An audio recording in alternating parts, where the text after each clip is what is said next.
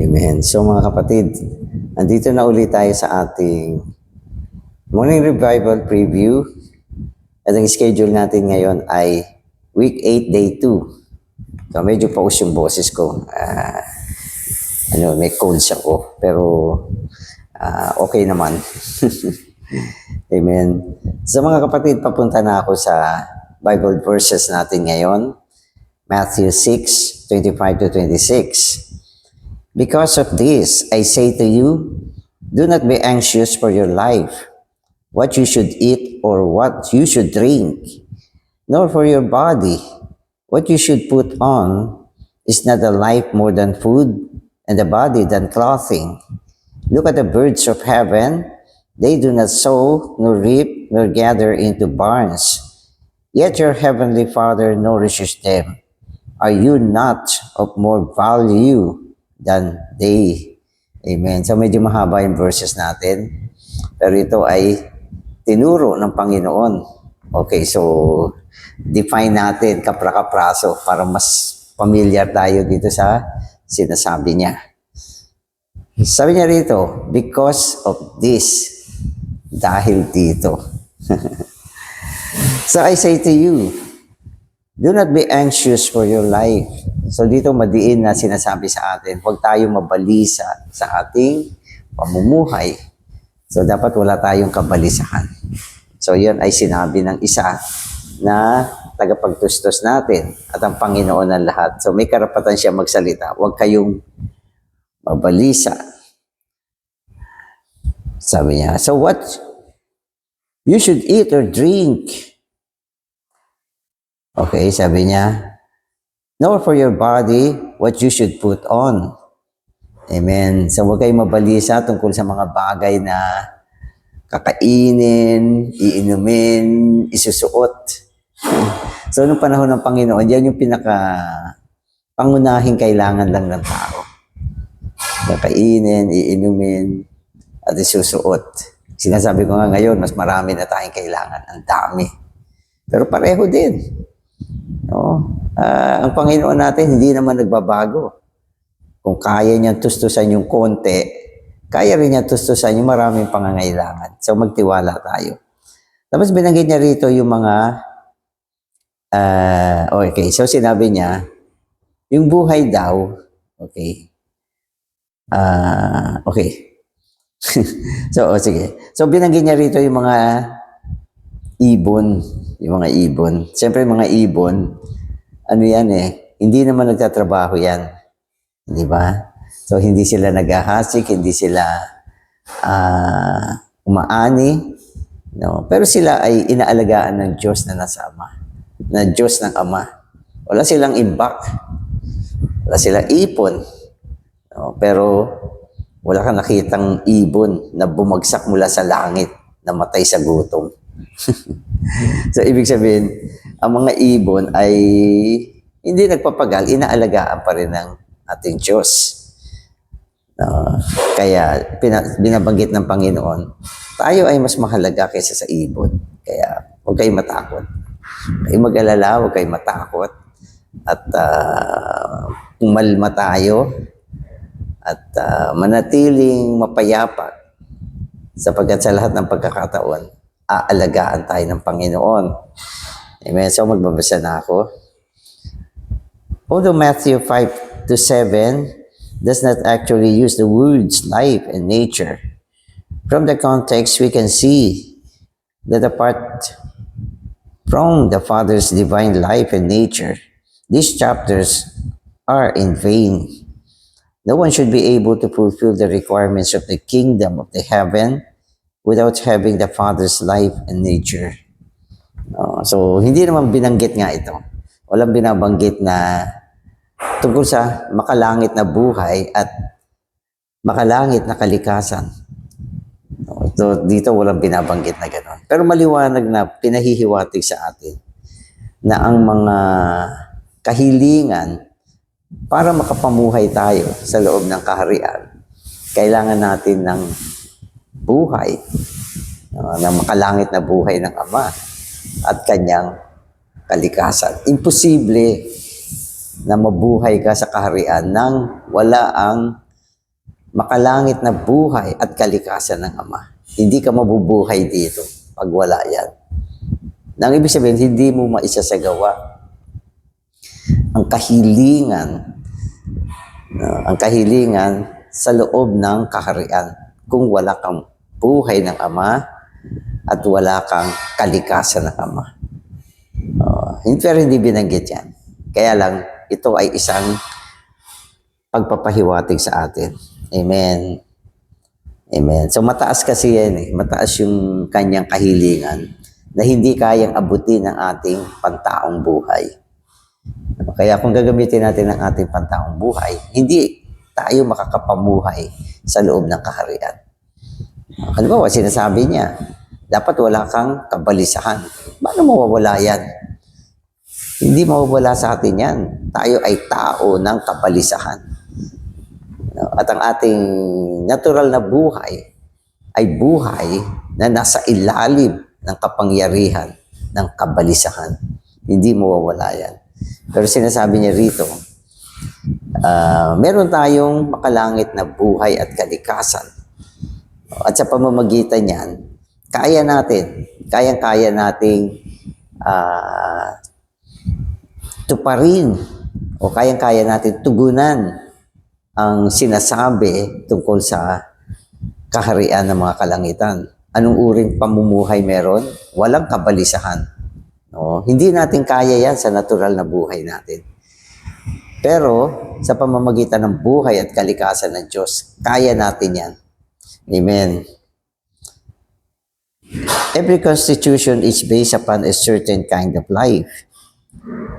The constitution given by the Lord Jesus on the mountain was for the sons of God, and it was based upon the life and nature of the Father. 2 verses in chapter 5 indicate this fact. Verse 9 says, "Blessed are the peacemakers, for they shall be called the sons of God." And verse 48 says, "You therefore shall be perfect as your heavenly Father is perfect." Amen. Amen. So, inuulit natin, ang kaharian ay merong saligan. Saligan. Na ang ibig sabihin, yan yung pinakapatas ng kaharian. Katulad ng mga bansa, meron silang saligan. No? At ang pinatutupad nila mga kautusan ay batay sa saligan. So, ganyan din ang kaharian. Meron siyang saligan. No? At itong saligan na ito ay may kinalaman sa buhay at kalikasan na ibinigay sa atin. No? Kaya kung wala itong buhay at kalikasan na ito, walang makakagawa ng kahilingan ng kaharian na batay sa saligan ng kaharian na yan. Walang makakagawa niyan. No? Kaya pinapakita dito sa atin na ang saligan na binigay sa atin dito ay batay sa buhay at kalikasan. Kaya binigay sa atin yung dalawang verses dito. Sabi niya, "Blessed are the peacemakers, for they shall be called the sons of God." Nang ibig sabihin, ang mga saligan na ito, ang mga kautusan na ito, o kahilingan, no, ay binigay sa mga anak ng Diyos. Hindi siya binigay sa mga anak lang ng tao. Lahat ng mga kahilingan dito sa loob ng kaharian ay binibigay niya sa mga anak ng Diyos. At ang mga anak ng Diyos ay may buhay at kalikasan ng Diyos. Kaya kaya nila itong tugunan. Kung wala silang buhay at kalikasan ng Diyos, hindi nila matutugunan yung mga kahilingan dito. Kasi mataas siya. Pero salamat sa Panginoon, tayong nasa loob ng kaharian, meron tayong constitution o saligan na batay sa buhay at kalikasan. Tayo ay mga constituted ng buhay at kalikasan, kaya kaya natin ito. Okay? So, yun yung sinasabi sa atin. At katulad ng sinabi doon sa verse, yung mga peacemakers, sila yung mga anak ng Diyos. Walang peacemaker sa mundo. Lahat ng tao ay troublemakers. Kung peacemakers ka, yan ay pagpapatunay na anak ka ng Diyos. Sapagkat napakadali natin mag-spark ng gulo ang ating pagkatao. Ay walang pagtitiis. Kapag kinanti mo, mag-i-spark yan. Gulo na. So wala ng peace. Wala ng peace. Pero dahil anak tayo ng Diyos, meron tayong buhay at kalikasan ng Diyos, nakakaya natin ang mga kahilingan sa kaharian. No? At malinaw na sinabi rito na tayo ay maging sakdal sapagkat ang ating Ama na nasa kalangitan ay sakdal. Excuse me. Amen. So, yan yun. Amen. So, today's reading na ako. There is no anxiety in the divine life and the divine nature. Anxiety is not of the divine life, but of the human life. Just as barking is of the dog life, not of the bird life. Our human life is a life of anxiety, whereas God's life is a life of enjoyment, rest, comfort, and satisfaction. Amen. So ang tanong, meron ka bang anxiety? Meron ka bang kabalisahan? Paano mo sasagutin yan? Pwede mo sabihin, sa aking buhay pantao, brother, meron akong kabalisahan. Tama yan. Tama yan sagot mo. Ngayon, sinabi rito, dapat huwag kang mabalisa. Kaya mo ba yan? Ito ang sagot. Okay. Yung buhay na tinanggap ko mula sa Panginoon at kalikasan, kaya nila na walang kabalisahan. Tama yan. So, ibig sabihin nito, yung kahilingan dito na huwag tayong magkaroon ng kabalisahan, hindi ito ibinigay sa ating human life. Hindi yan binigay. Kapag yan ay binigay sa iyong human life, ibig sabihin, mamamatay ka dyan. Sapagkat ang human life natin ay merong anxiety. Pag inalis mo yung anxiety sa human life, mamamatay yung human life. Hindi niya kakayanin yan. Kaya bakit binigay itong kahilingan na dapat wala tayong anxiety? So ito ay hindi utos, kundi ito ay pagpapakilala na sa atin ay merong buhay. Yan ay ang buhay ng Ama at ang kalikasan ng Ama na walang kabalisahan. So, kung walang ganitong utos, hindi mo makikilala anong uri ng buhay at kalikasan ang ibinigay ng Diyos sa atin. Subalit sa pamamagitan nitong sinasabi niyang kahilingan na dapat wala kayong anxiety, nakilala natin, may buhay pala tayong ganyan. So, pag tinanong kita, brother, o tinanong mo ko, brother, ano bang klaseng buhay ang tinanggap mo sa Panginoon? At anong klaseng kalikasan niya? Sasabihin ko sa iyo, yung buhay na tinanggap ko at kalikasan na tinanggap ko, na siyang makalangit na buhay at kalikasan, walang kabalisahan yan. Imposible magkaroon ng kabalisahan. Kaya salamat sa Panginoon, ibinigay sa atin itong utos o kahilingan na ito.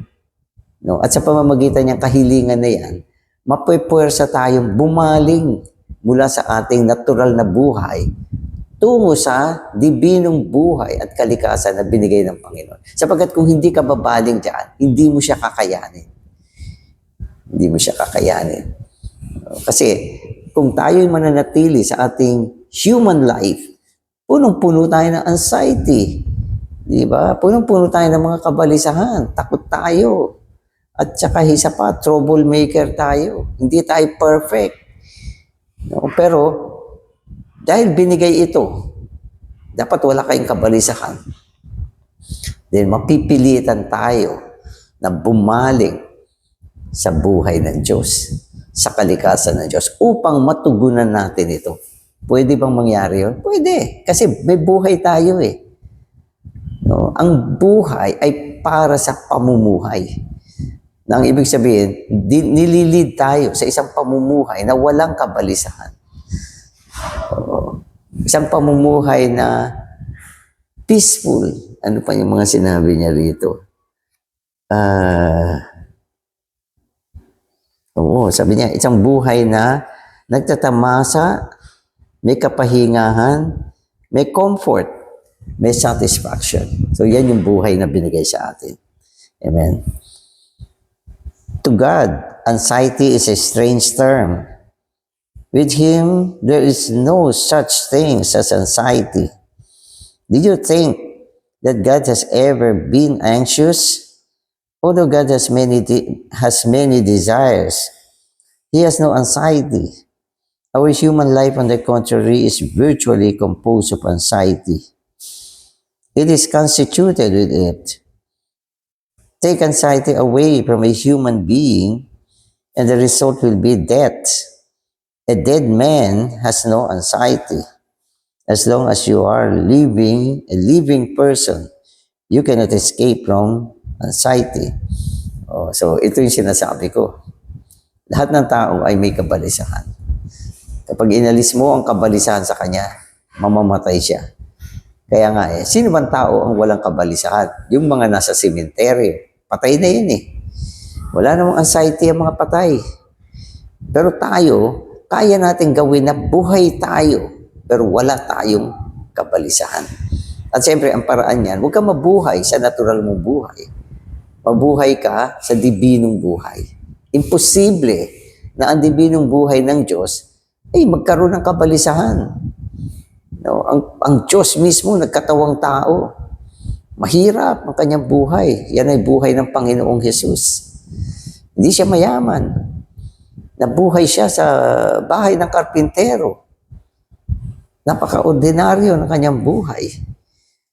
Pero walang kabalisahan. Kasi ang kanyang pinamuhay sa kanyang pantaong buhay ay ang dibinong buhay ng Diyos. No, ang Diyos walang kabalisahan. Ang Diyos ay laging perfect. No, ang Diyos laging may kapahingahan at may satisfaction. Bagamat marami siyang plano. Ang Diyos natin maraming plano.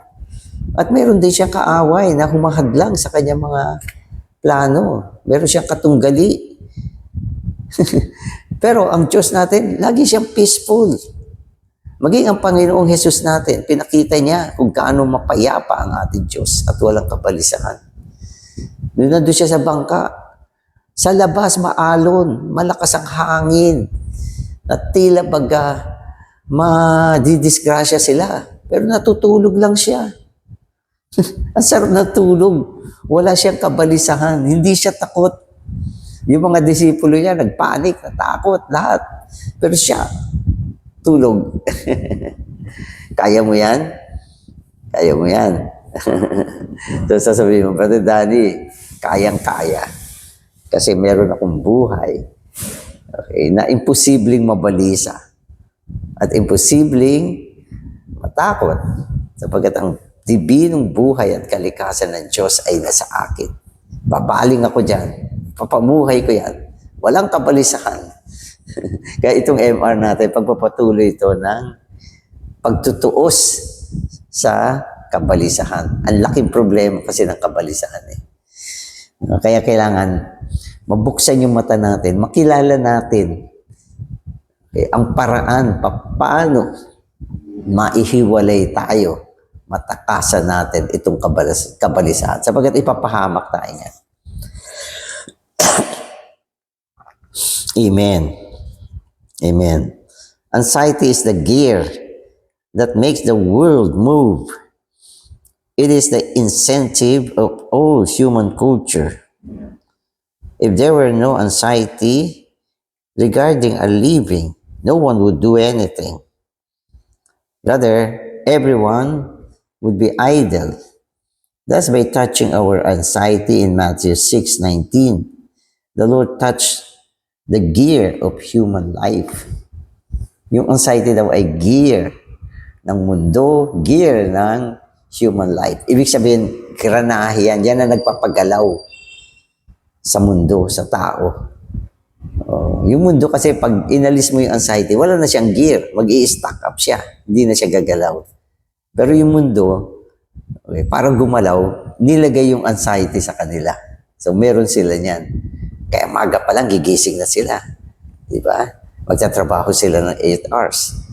Ang mga tao, hindi pwedeng tatamad-tamad. Kasi meron diyang anxiety.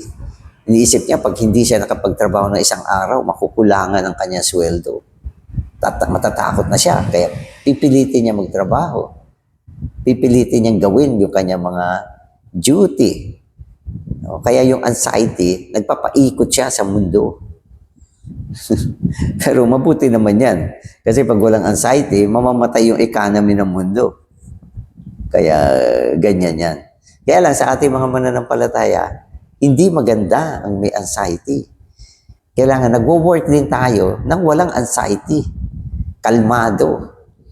At umaasa sa Panginoon. So yan yung pinapaliwanag sa atin. No? Sapagkat kung inalis mo yung anxiety sa isang tao, lalo na kung wala siyang buhay ng Panginoon, wala na siyang anxiety. Hindi siya nag-worry sa bagay ng buhay niya. Ang mangyayari, magiging tamad siya. Wala siyang gagawin.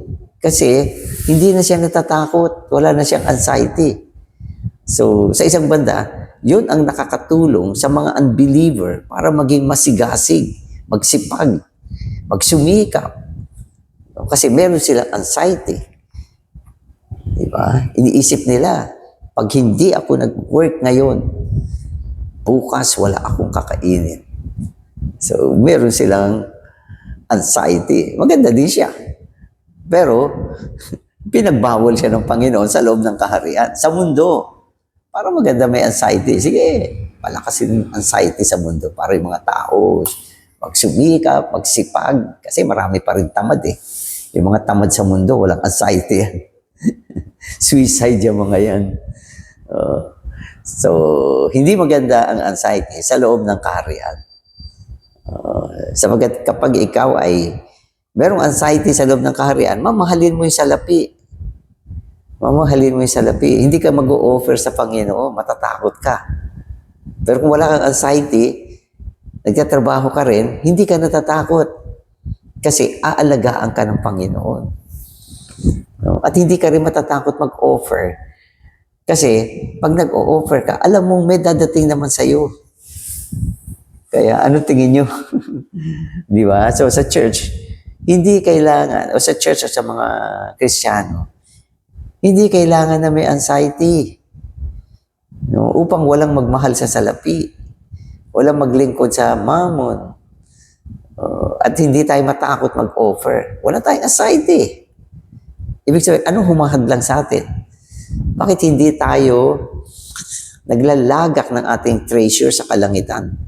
Dahil iniisip natin, huwag ko na ilagay ito sa kalangitan. No, baka mawalan ako ng pera dito sa sangkalupaan. Paano na? Hindi ko na mawi-withdraw yan pag nilagay ko dyan. Samantalang pag nasa earthly bank, pwede kong kunin. Ano yan? Ibig sabihin, ikaw ay takot. Takot ka, meron kang anxiety. Kaya ayaw mo mag-ipon ng kayamanan sa sangkalangitan. So yun yung ibig niya sabihin. So ito. When the young people hear these words, they may say, Hallelujah, because the Lord Jesus has touched anxiety, the gear of human life. We don't need to study or work hard. If we are hungry, we can simply eat some leftovers. Amen. So, yan yung konsepto ng mga tao naman. Sabi niya, eto, sinabi ng Panginoon. Dapat wala tayong kabalisahan. Alisin na natin yan. No? Dahil inalis yung kabalisahan, ayaw na nila magtrabaho. Ayaw na nilang mag-aral. Hindi na sila nagsisikap kasi wala na silang kabalisahan. Sasabihin niya, hindi naman kailangan yan. Total naman, aalagaan ako ng Panginoon. Mabubuhay din naman ako. Maski hindi ako mag-aral. Hindi ako magtrabaho. Tama ba yun? So, yan ang akala mo. Yan ang akala mo. Sasabihin nila, pag nagutom, kumain na lang ng mga tira-tira. So, pwede ba yung ganyan? O, ito pa. This concept is wrong. O, mali yung concept na yan. O, hindi sinasabi ng Panginoon na wala tayong kabalisahan to the point na hindi na tayo dapat mag-aral o magtrabaho. Wala siya sinabing ganun. Ang sinabi niya, alisin yung kabalisahan. Hindi niya sinabing, alisin yung trabaho. Alisin yung pag-aaral. Wala siyang concept na ganun. Ang gusto niya, tuusin lang yung bahagi ng kabalisahan na hindi maganda. Amen. So, ito. Okay, so this concept is wrong. Amen. In 6:26, the Lord Jesus said, "Look at the birds of heaven. They do not sow, nor reap, nor gather into barns. Yet your heavenly Father nourishes them." If the Lord Jesus were here, I would ask him, "Lord, you liken us to birds. The birds neither sow nor reap. They just fly in the air and do nothing." Kasi dito binanggit ng Panginoon yung mga binanggit niya yung ibon, yung mga ibon sa kalangitan. Yung mga ibon, hindi naman sila nagtatanim, hindi sila naghahasik, hindi sila nag-harvest. Di ba? Ginagawa ba ng ibon yan? Hindi. Okay, pero hindi nila ginagawa yon. Wala silang anxiety. Ibon sila eh. Wala silang anxiety. At totoo naman, pinapakain sila ng Diyos sa sangkalangitan. Kung hindi sila inaalagaan, mamamatay din sila. Pero ang Diyos ang nag-aalaga sa kanila sa kabila ng hindi sila nagtatrabaho. So, ibig ba dito sabihin tayo ay maging katulad ng mga ibon? Hindi din nagtatrabaho, hindi nagtatanim, hindi naghahasik. At okay lang, kakanta-kanta na lang, walang anxiety, kumanta na lang, kumuha ng gitara, kakanta-kanta na lang. Pwede ba yan sa tao? Oo, nung nakaraang panahon, naalala ko, may mga wifey na sumobra. Nagpasok kami sa trabaho ng ilang mga burning na wifey sa isang kapatid na may negosyo. Pinasok namin sila sa trabaho. Kasi maganda yung kanilang Christian life, nag-i-enjoy sa Panginoon, kumakanta-kanta. Pero ano nangyari? Nung nandun sila sa trabaho, dinala nila yung gitara nila ron. Oras sa trabaho, kumakanta sila ng mga hymn. Para sila mga ibon sa himpapawid. Wala silang anxiety. Pero dahil wala silang anxiety, hindi sila takot na tanggalin sila sa trabaho. Kumakanta-kanta sila. So, hindi pwede yun. Mali yan. Amen. Okay, ito pa. Lord, does this mean that we should not do anything? The birds fed on human labor. Lord Jesus, do you mean that we should take advantage of others? Should we forget about working and simply be birds in the air, enjoying life and taking advantage of the labor of others?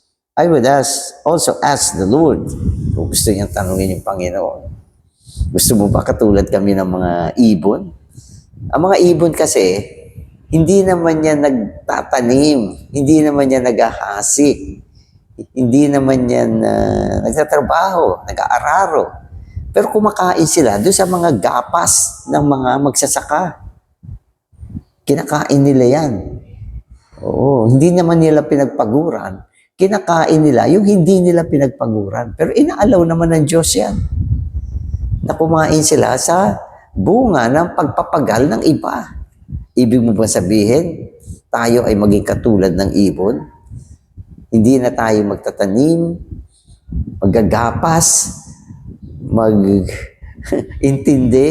kakain na lang tayo sa pinaghirapan ng iba? Okay ba sa inyo yung ganon? Hindi pwedeng ganon.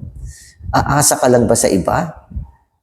Papasok ka sa trabaho, nagninegosyo yung may-ari, ikaw naman ay magigita-gitara, kakanta, at kakain ka na lang doon sa pinaghirapan ng may-ari, na kanyang negosyo, pagdating ng oras, susweldo ka, hindi mo pinagpaguran, kumanta ka lang. So, hindi ganun. Hindi tayo dapat maging katulad ng ganyang klase mga ibon. Maging katulad tayo ng mga ibon doon sa aspect na wala silang anxiety. Pero hindi doon sa aspect na nakikikain sila sa pinagpaguran ng iba. So, yun yung ibig sabihin dito. Kailangan malinaw tayo. Ang tinutuos ay anxiety. Binigay ng Diyos na halimbawa ang mga ibon to the point na wala silang anxiety, pero pinapakain sila. Pero hindi sinasabi na dapat, katulad kayo ng mga ibon, huwag na kayo magpagod. Hindi sinabi yun. Kundi ang tinutuos dito ay yung kabalisahan. Amen. So, I hope na iintindihan natin to. Amen. You also liken us to lilies. O, lilies naman. Tapos na yung birds. Lilies don't do anything, but are clothed in more glory than Solomon. Are you saying that we should not do anything? That we should simply enjoy the air, the sunshine, the soil, and the water? This is the concept held by many young people who quote these words of the Lord Jesus. They say, let's be birds in the air and lilies in the valley. I ask these questions because I know the psychology of the young people.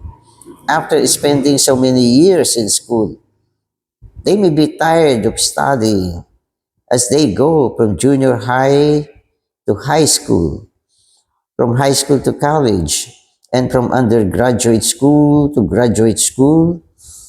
The work becomes more difficult. Instead of studying so hard, many of the young people would rather be like birds, flying in the air.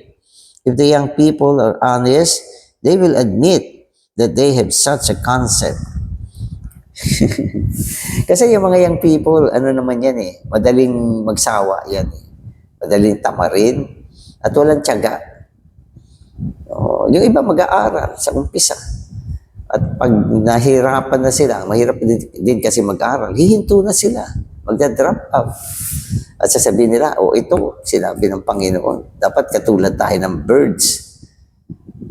Walang anxiety, papakainin ng Panginoon na lang at aasa sa labor ng iba. O meron pa, sinabi sa atin na tayo ay maging katulad ng mga lilies.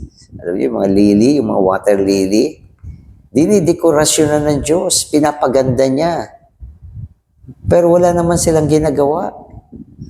Mas marangya pa sila kaysa kay Solomon. Mas nadidekorasyon pa sila. Mas may glory pa sila kaysa kay Solomon. Pero wala naman silang ginagawa. Di ba? Tinatamasa nila yung ulan, hangin. Di ba? Yung sikat ng araw. Nabubuhay na sila dyan. Sapat na yan. Wala silang ginagawa. Inaalagaan sila ng Panginoon. So, sinasabi niyo ba na kami ay dapat maging lili na lang, nakatingala na lang sa himpapawid, lumalanghap ng hangin, tinatamasa ang sikat ng araw, walang ginagawa? Pwede ba yan? So mga kapatid, tandaan nyo, tao tayo. Pagkatapos na matisod ang tao, inutusan ng Diyos na ang tao ay dapat mabuhay sa pamamagitan ng kanyang pawis. Ang Diyos ang may sabi niyan. At pagdating naman sa Matthew, sinabi niya na dapat wala kayong kabalisahan. Nabubuhay kayo sa pawis, subalit nabubuhay kayo ng walang kabalisahan. Nagtatrabaho ng walang kabalisahan. Kailangan magtrabaho. Pero kung magtatrabaho dahil nababalisa, dapat tuusin yung kabalisahan. Sapagat tayo ay mga tao ng kaharian. Dapat ginagawa natin yung ating duty. Duty yan Tayong mga tao, meron tayong tinatawag na duty, o ano ba ang duty?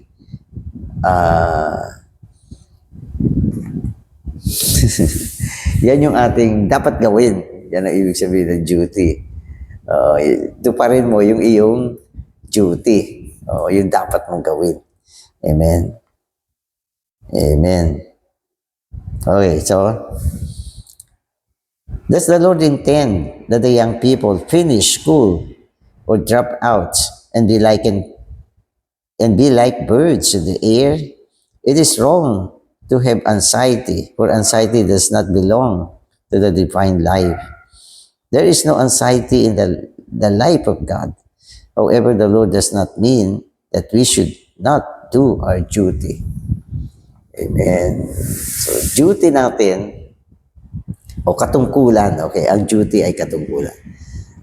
Katungkulan natin, kung ikaw ay estudyante, mag-aral ka. Ibigay mo yung best mo hanggang makatapos ka. Yan ay katungkulan mo. At dadating ang panahon, makakatapos ka, makakapagtrabaho ka, dapat masigasig ka sa trabaho mo. At kikita ka ng pera, dapat yung pera na yan, matuto ka magbigay sa Panginoon. At hindi tayo mga tao na aasa lang sa iba. Sapagkat mataas ang ating pagkatao, tayo ay magsisikap. Pero sa panahon ng ating pagsisikap, tuusin natin ang mga kabalisahan. Huwag tayo mabuhay sa ating human life. Ipamuhay natin ang dibinong buhay at ang dibinong kalikasan na yan ay mga buhay na walang kabalisahan. Lalo na sa panahon ng ating paggawa ng ating mga katungkulan. Kaya mataas ang mga sinasabi rito kasi ito ay mga bagay ng kaharian. Amen. Amen.